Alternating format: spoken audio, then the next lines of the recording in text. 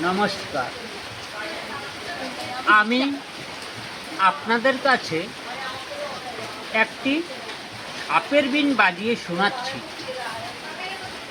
সেই সাপের বিন, যে সাপের বিন বাজালে সাপ আসে, সেই সাপের বিন বাজিয়ে আপনাদেরকে আমি শোনাচ্ছি।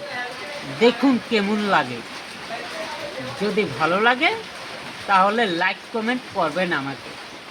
তাহলে শুরু করছি আমি। দেখুন।